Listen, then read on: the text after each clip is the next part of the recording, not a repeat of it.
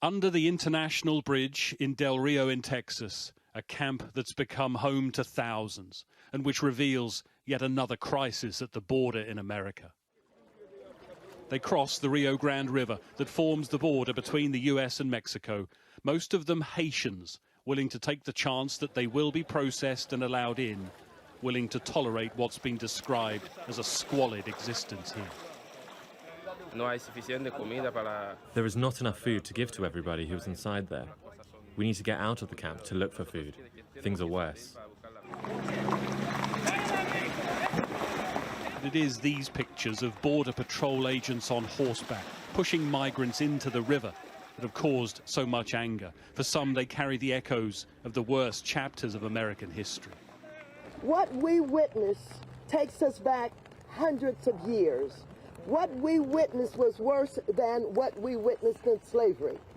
Cowboys with their reins again whipping black people, Haitians, into the water.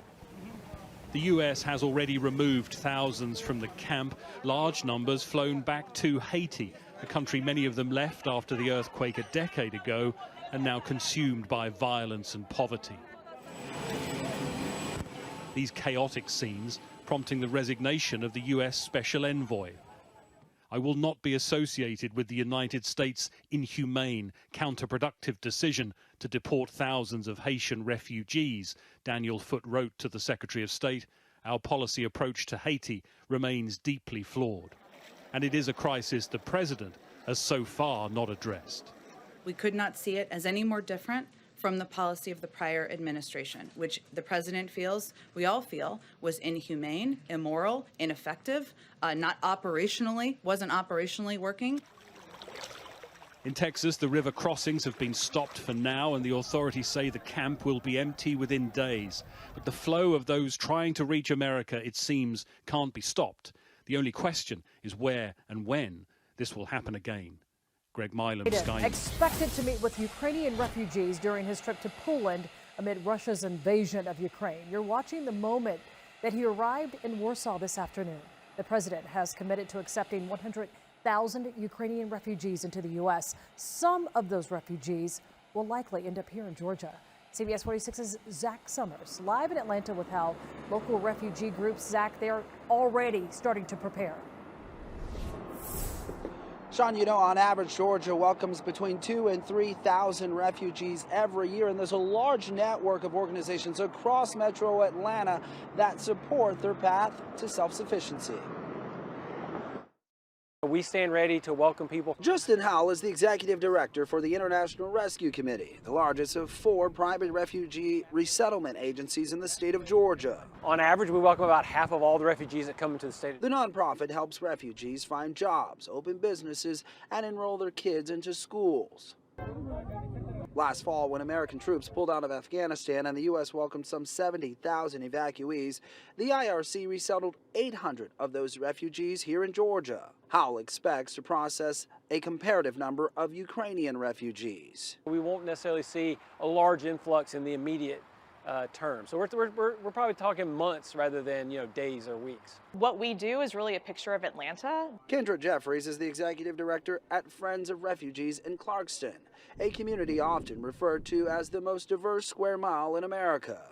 The nonprofit helps refugees during post-resettlement. If you can imagine coming to a country where you don't know the language or the culture, typically, you need help for longer than 3 to 8 months. So what we do is we come alongside people after that time period to really help them. While it's unclear how or when the U.S. will allow at least 100,000 Ukrainian refugees into the country, local agencies charged with getting them acclimated to the United States say they're ready.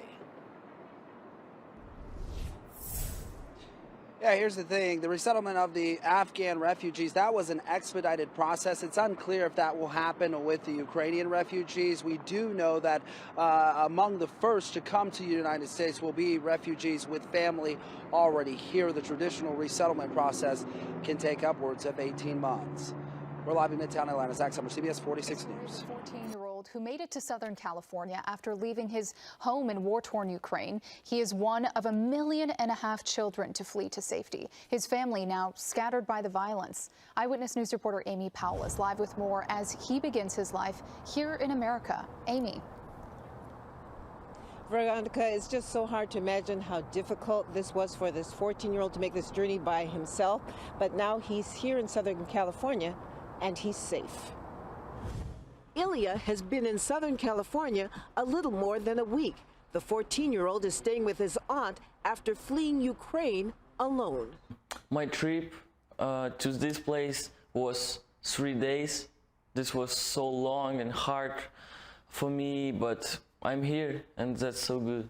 Ilya's aunt says her sister called from Ukraine after Russian troops invaded and started bombing the country, displacing millions of people. She just told me, I will put my older son in the bus and he will go to you. Is it okay for you? I said, Olena describing the emotional moments when her nephew finally arrived. Cry, cry, cry, cry, and just next day we start to speak. We didn't speak a lot first evening. I was very happy to hug him, and I was really afraid when he was in the bus. The 14-year-old says he misses his parents and little brother. He's staying in contact by phone.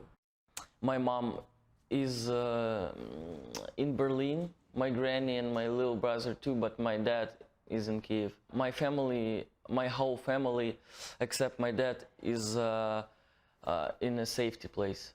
Ilya says his family made the difficult decision to send him out of the country when the deadly attack started. Olena moved to the U.S. several years ago from Kyiv. She worries about the danger facing relatives and friends. The first week, I remember one day I was 12 hours on my phone to call everybody I know to ask how can I help, what's going on. So many people leave. Ilya is adjusting to his new life. I'm so sad about my family, but I'm so happy because I'm here. This was my dream. So for me, it's amazing. And right now, Ilya doesn't know when he'll be able to reunite with his family.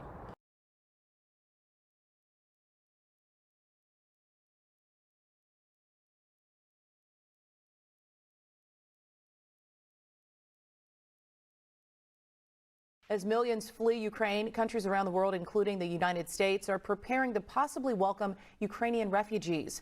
Members of the Haitian community, though, wondering why they weren't shown the same type of grace last summer after suffering a natural disaster and the assassination of their president. BNC correspondent Dre Clark has a closer look. These were the images that shocked the world last September. U.S. Border Patrol agents on horseback wrangling Haitian migrants like wild cattle at the U.S.-Mexico border. Thousands of Haitians seeking asylum in America made a mad dash across the Rio Grande, with agents trying to stop them from getting into Texas. After the assassination of its president, Jovenel Moïse, last July, and a devastating and deadly earthquake in August, Haitian migrants fled the country, looking for safety, security, and stability.